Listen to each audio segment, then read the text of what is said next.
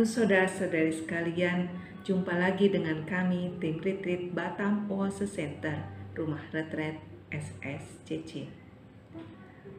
Gereja Katolik pada tanggal 7 Desember merayakan Hari Santo Ambrosius sebagai uskup dan pujangga gereja.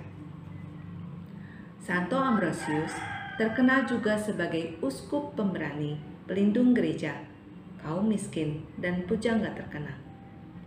Ambrosius adalah uskup kota Milan, salah satu keuskupan terpenting pada abad keempat. Santo Ambrosius bersama-sama dengan Santo Agustinus Hippo, Santo Hieronymus, dan Santo Gregorius Agung dianggap sebagai 4 doktor gereja barat dalam sejarah gereja kuno. Santo Ambrosius yang juga dikenal sebagai Aurelius Ambrosius adalah salah satu pujangga asli gereja Katolik. Dia adalah uskup Milan dan menjadi salah satu tokoh teologis terpenting abad keempat. Ambrosius lahir sekitar tahun 339 di Trier, Jerman, di lingkungan sebuah keluarga Kristen yang saleh. Ayahnya adalah gubernur atau prefek Romawi di Gallia Narbonensis, dan ibunya adalah seorang wanita Kristen yang saleh. Sebuah legenda mengatakan bahwa ketika masih anak-anak, sekelompok lebah hinggap di muka Ambrosius kecil dan meninggalkan setetes madu di mulutnya. Bapaknya berpikir bahwa ini adalah tanda bahwa anak ini akan menjadi seorang yang sangat pandai berbicara. Karena alasan ini, lebah dan sarang lebah sering tampak dalam simbol santo ini. Ambrosius berencana mengikuti karir politik ayahnya. Setelah ayah Ambrosius meninggal dunia, dia dididik di Roma, di mana dia belajar hukum, sastra, dan retorika. Ambrosius menerima sebuah tempat di dewan tersebut seperti ayahnya dan dijadikan prefek konselor atau gubernur di Liguria dan Emilia sekitar tahun 372. Kantor pusat Ambrosius berada di Milan, ibu kota kedua Italia. Setelah mantan uskup Milan meninggal, terjadilah perselisihan antara kaum Arian dengan gereja tentang siapa yang pantas menduduki jabatan itu. Ambrosius menghadiri pemilihan tersebut untuk mencegah terjadinya konflik antara gereja Nikea dan kaum Arian. Namun banyak umat yang menginginkan Ambrosius menjadi uskup di wilayah itu. Kendati sempat menolak karena belum dibaptis, Ambrosius akhirnya menerima tanggung jawab baru itu. Setelah terpilih, Ambrosius harus menjalani 6 hari berturut-turut untuk menerima semua sakramen yang harus diterima oleh seorang uskup. Setelah ia ditahbiskan menjadi uskup pada tanggal 7 Desember tahun 374. Sebagai uskup, dia menyumbangkan seluruh propertinya dan memberikan uangnya untuk orang-orang miskin. Hal ini membuatnya semakin populer dan kuat secara politis daripada kaisar sekalipun. Ambrosius sangat murah hati bagi orang miskin. Dia menganggap mereka bukan sekelompok orang luar, melainkan orang-orang yang menyatu dengannya. Baginya, memberi kepada orang miskin hanyalah pelunasan sumber daya Tuhan yang ditujukan untuk semua orang secara setara. Ambrosius belajar teologi dengan Simplicianus.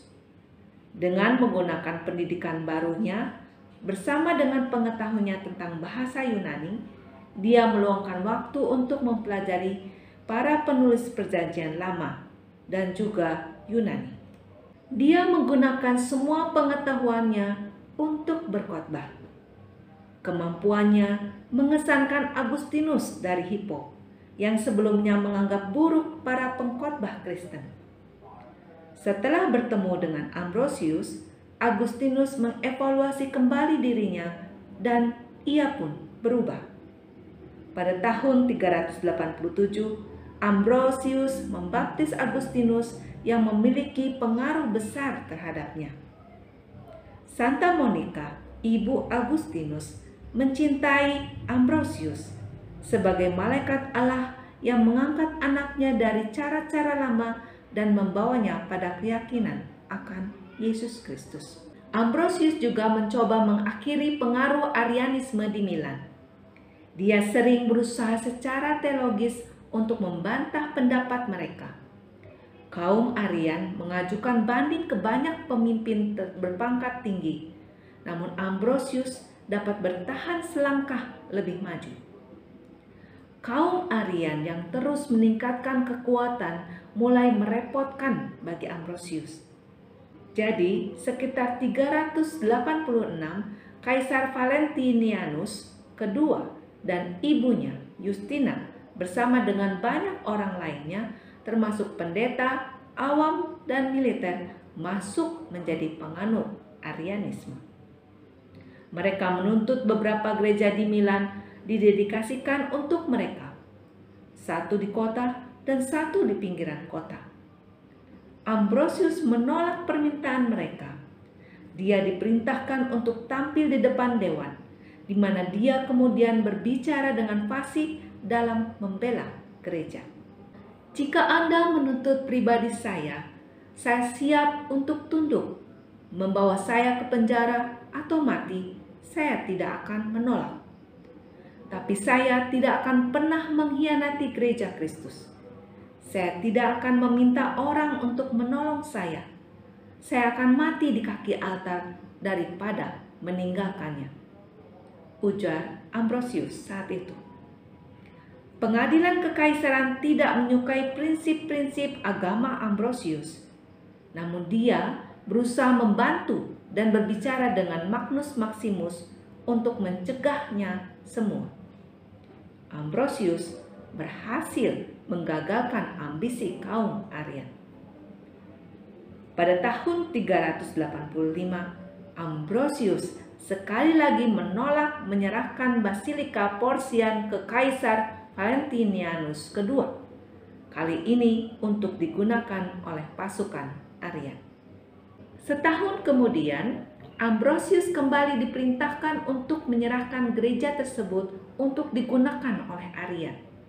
Ambrosius dan jemaatnya memberikan diri mereka sendiri di dalam tembok gereja sampai perintah kekaisaran dibatalkan.